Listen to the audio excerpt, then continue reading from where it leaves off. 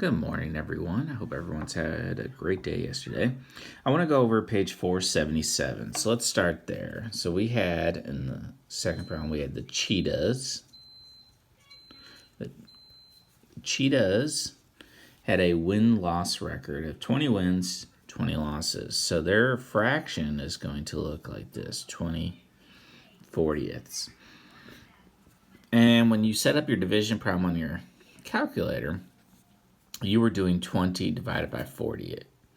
And you should have gotten this. They were 500. What they would say in like baseball would be 500%. They're 500%. But how we would say this is 500 thousandths, right? So, not bad. They won the same number of games that they lost.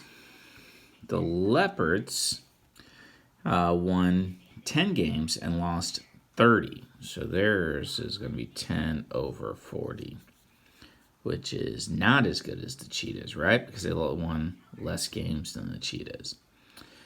Their decimal for that one would have been 250 thousandths. So you can see.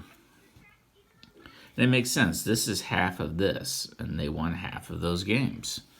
So we should start to see some patterns here with this work. The Jaguars, the Aero Jaguars, they won 18 games and lost 23. So their fraction would have been 18/41. And their winning percentage would have been, your decimal, would have been 439 thousandths. So far out of these three teams, the Cheetahs have the best record. The next would be the Tigers. The Tigers won 35 games and lost 5. Wow, they're like the Bulls of the early 90s, right? 35/40. And when you divide this, you should get a high winning total, which is 875 thousandths. Great job. All right. And then we have the Lions. And they won 34 games and lost 5. So they're going to be 34/39. So somehow they played less games than everybody else. And somehow the Jaguars played more games. Maybe there's some, if this was baseball, I'd say there's some rainouts. But, we'll see. So it would be, after we figure this out, it would be 872 thousandths. So we have our number 1 team, our number 2 team, our number 3 team, our number 4 team, and number 5 team. All right. First name today is Jack. Jack from Mrs. Lee's class. Working hard, turning in work, showing me his work every day. And we'll get to our second name. Let's turn to page 479. 479. So on 479, you had to do this work yesterday. Let's go to number 1. Martin owns 5/8 of a section of land. He plants corn on 1/3 of his land. What fraction of the entire section of land is planted with corn? So I wanted to go over this page because I noticed in the directions it says multiplying fractions. And some of you were like, oh man. And then you saw the corn, and then you're probably like, all the work of division that we've been doing. Maybe you were getting confused on what do I do here. So I'm going to just want to work through a couple of these. And it's okay if you got confused. Like, there's been a lot of new skills that we've been trying to teach over these videos. So it's okay. So he owns 5/8 of a section of land. So let's go ahead. And when I was doing these problems before, I was doing a notebook with some crayons. I borrowed Harper's crayons. Here's 2, 3, 4, 5, 6, 7, and 8. And so we do 5 this way. So we're just going to color in 5 of them.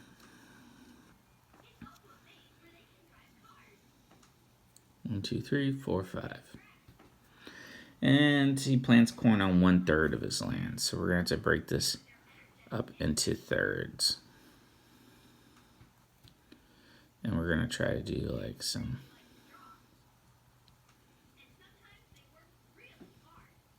So really, we're just talking about 1, 2, 3, 4, 5.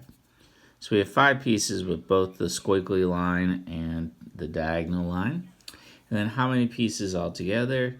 There's 24. So the answer to this question of what fraction of the entire section is planted with corn is 5/24. Some of you probably skipped the drawing of the array, which I don't suggest doing because especially since this is all new, more practice you doing with these arrays and more practice you do with drawing things out, the better understanding you're going to have of this work, right?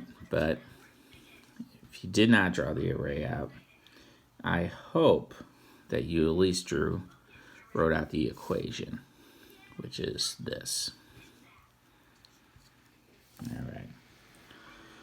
Number 2, Cecilia owns...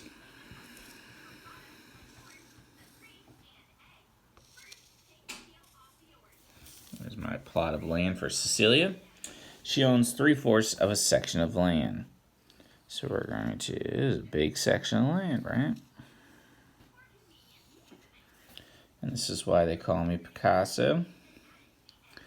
Probably more of a Jackson Pollock by the way I do art. Let's see here. We're going to shade in 3 of these with some squiggly lines.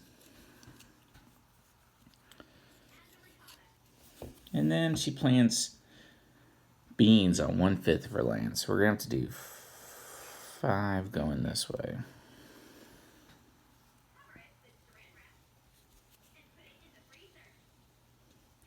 All right. And 1/5. So really it's just this, but these are the 3 we're concerned about because those are the 3 that have both kinds of lines. So we come over here and 3 is going to be our numerator. Remember we're talking about of the whole plot of land. And there's 20 total squares, so our answer is 3/20. I know Jack, I said, is our name of our day. I have to give a shout out to Jack and another student who'll be our name of our day here in just a minute. I also want to... He caught a mistake in yesterday's video, so great job, Jack. I love it. I never get upset if students catch a math error on my part because I want them to be really paying close attention to the videos. It's a great job, buddy. All right, let's go to page 485. So we're going to have to do those other pages today, but let's jump to 485. I just want to do one problem on 485 today. Number 1, Joshua picked 11 apples, which he shared equally among his 3 friends and himself. How many apples did each person get? There's a trick there. Joshua picked 11 apples, which he shared equally among his 3 friends and himself. So if it's his 3 friends, so here's his 3 friends, right?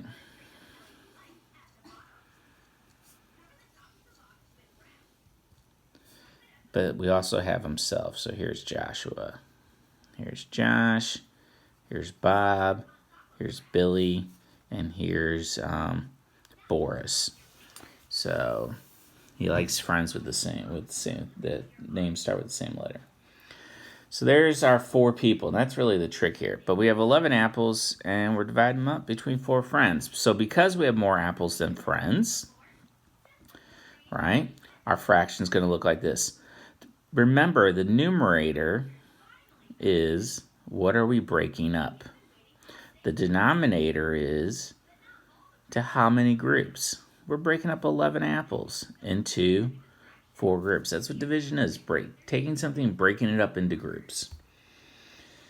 So because there's more apples than students, of course, our answer is going to be that each person or each kid's going to get more than 1 apple, right? Because there's more than 1 apple per person.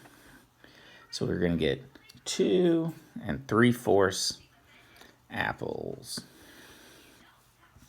I hope everyone has a great day. Our second person is Teague, who's also one that caught a mistake. So we have Teague today as our second person. And I got to give a shout out to Maggie. She emailed me with the same information while those guys were posting. So great job, all of you. So leave me the private message with both names. Do the pages for the practice. Email me with any questions. Talk to you guys soon.